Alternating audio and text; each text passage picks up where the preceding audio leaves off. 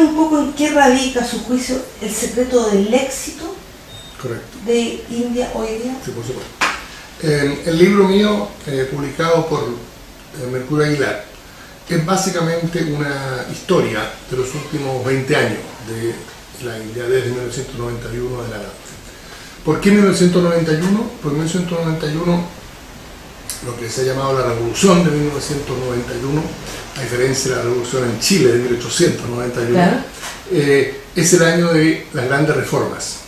Y si me preguntan a mí de dónde es que uno tendría que retrotraer el puntapié inicial, por así decirlo, de este nuevo periodo de la India, yo diría que habría que remontarse a ese año. Fue en ese año en que el actual primer ministro, Manmohan Singh, que en esa época fungía de ministro de Hacienda, y el primer ministro Rao inician el proceso de liberalizar la economía india. Esto significa bajar aranceles, significa eliminar cuotas de importación, significa relajar, o en algunos casos terminar con los distintos controles y regulaciones que afectaban a la economía india. Este es un proceso naturalmente que no tiene lugar de noche a la mañana, empieza ese año y se viene desarrollando el 32, tampoco se ha completado, que a la India le falta mucho todavía por llegar a una fase de liberalización comparable a la que tienen, por ejemplo, en la mayoría de los países latinoamericanos. Pero se avanzó mucho en ese sentido. Y esto generó una dinámica muy positiva, que yo comparo con el haber tenido a un caballo fina sangre, un caballo de carrera, encerrado durante muchos meses en un establo, sin que éste pudiese salir. Y de repente abrirle las puertas, el caballo sale galopando, tratando de compensar por todo ese tiempo que estuvo encerrado. Y yo creo que algo similar pasa con India. India es un país de enormes activos, de enormes talentos profesionales, científicos, tecnológicos, un país de grandes matemáticos. No es casualidad que la India tiene el campeón mundial de ajedrez.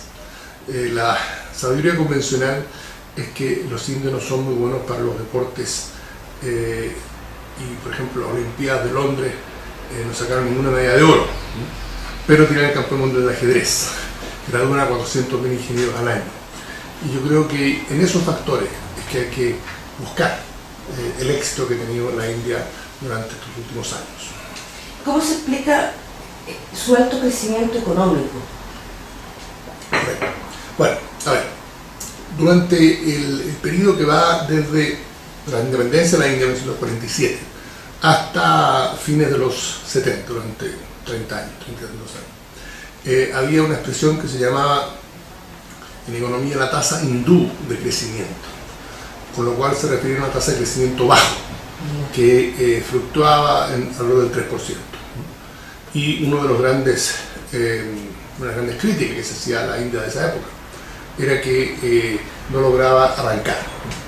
Esto cambia en los años 80, en que la tasa fluctuó del 5%, y después en los 90, en que llega al 6%, y en la primera década de este siglo, en que llega al 7% de crecimiento anual, y en algunos años incluso 10%. Si lo tomamos en dólares, ha habido años, equivalente en dólares, ha habido años en que esa tasa de crecimiento incluso el 12% en la última década.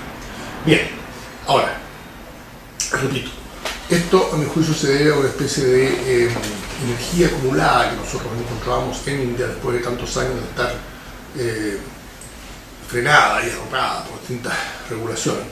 Se debe también a una notable capacidad de ahorro e inversión que se ha desarrollado y que ha permitido mantener esta tasa de crecimiento, una tasa de ahorro tanto a nivel individual como de las empresas, y también se ha debido a que la India ha desarrollado ventajas comparadas en el sector más de punta de la economía mundial, me refiero al sector de las tecnologías de la información. Entonces, si se tiene ventaja en un sector tan de punta, obviamente se puede crecer a un ritmo muy acelerado. El ejemplo que me gusta señalar es que hoy día, por ejemplo, alrededor de 400.000 declaraciones de impuestos de los Estados Unidos que son preparadas en la India. Ahora, cuando se llegan a confeccionar documentos tan sensibles y tan complicados como declaraciones de impuestos personales y corporativas en países tan distantes como la India, uno se da cuenta cómo está cambiando el mundo y cómo la India está cambiando la división internacional del trabajo. ¿Cuál es la real implicancia para América Latina en general y después para Chile en particular de esta nueva India, de este crecimiento? Correcto. Bueno, lo que significa esto es que súbitamente un país que estaba muy en la periferia de los radares de los países latinoamericanos, o sea, por ejemplo, el comercio entre la India y América Latina en 1990 no superaba los $500 millones, lo cual es una cifra insignificante, ¿no? y reveladora de esta situación. Los intercambios, los contactos que hay entre India y América Latina 20 años atrás eran realmente mínimos, ¿no? En los primeros 50 años de la independencia de la India no se produjeron más de 10 o 11 visitas presidenciales desde América Latina a la India, ¿no? En la primera década de este siglo ya se han producido, a esta altura se han producido una docena o una quincena de estas visitas. Ha cambiado esto muy drásticamente. ¿Por qué ha cambiado? Porque súbitamente hay un nuevo gigante asiático en el panorama de la economía mundial, el programa de la política mundial, que representa tremendas oportunidades, que representa buenas alternativas para los países latinoamericanos. La economía india es de un tamaño inferior a la economía china, alrededor de la cuarta parte, de manera que hay que tener un sentido de las proporciones. La India no es China, pero ofrece sin duda enormes oportunidades, ¿no? Es cosa de ver el contacto a nivel de inversión, a nivel de flujo comercial entre países como México y la India, entre Brasil y la India, entre Venezuela, India, Argentina, la India, y también, desde luego, Chile, la India, para darse cuenta de las enormes oportunidades que esto significa.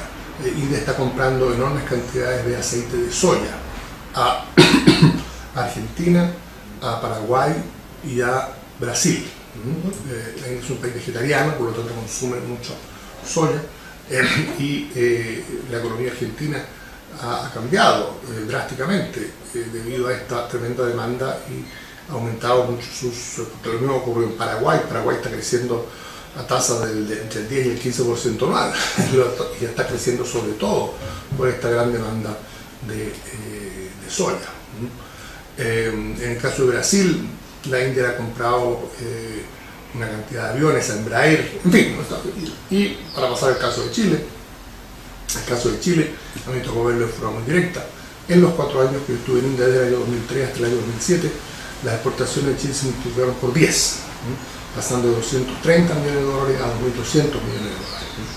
Bueno, cualquier país que ofrece ese tipo de oportunidades y ese tipo de aumento en el crecimiento de los flujos comerciales, obviamente significa tremendas oportunidades para los países latinoamericanos. También es importante observar que a India los países de la región por una parte le han estado vendiendo sobre todo materias primas, pero hay excepciones, como es el caso de Brasil, que le ha vendido aviones. Y también es muy importante tener presente que la India ofrece a su vez productos manufacturados, insumos industriales a precios muy convenientes, muy competitivos con los precios de productos equivalentes en Europa o en América Latina.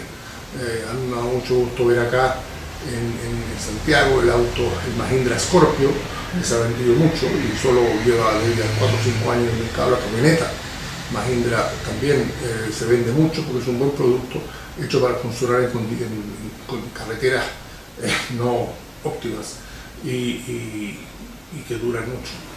Y marcas tradicionales también están mandando a tienen fábrica ahí. La Suzuki por supuesto, exactamente. Claro, la India, dentro de India se venden 2 millones de automóviles al año, se venden 18 millones de motocicletas, ha desarrollado todo el mercado que en Chile no existe, pero que países como Perú y otros sí existe, que es el mercado de vehículos de 3 ruedas. Se usa mucho de taxis en países como Perú, Ecuador y otros. Entonces, repito, hay que ver la alternativa de comerciar y intercambios comerciales y económicos con India como algo que realmente ofrece mucho, más que un país, digo yo. Siempre India es un continente, con 28 estados, con 18 idiomas oficiales, con numerosos grupos étnicos, numerosas religiones, y por lo tanto hay que tomarlo muy en serio. Uno solo de los estados indios, Uttar Pradesh, el mayor estado del norte de la India, lo que se llama el cinturón hindi, tiene 200 millones de habitantes, que es el equivalente a la población de Brasil. Entonces, un estado de 28.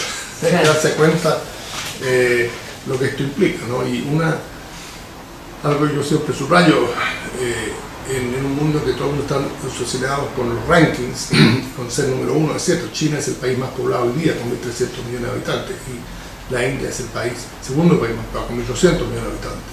Pero lo que la gente olvida es que, según las proyecciones demográficas, para el año 2030, la India va a superar en población a China, porque China está con un problema debido a la política de un solo hijo. Claro. La población está comenzando a disminuir.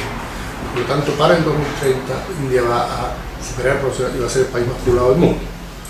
Para el 2020, según algunos economistas, hay proyecciones de que la tasa de crecimiento de la India va a superar la tasa de crecimiento china, por la misma razón, por una razón demográfica, por una mayor incorporación de personas a la fuerza laboral.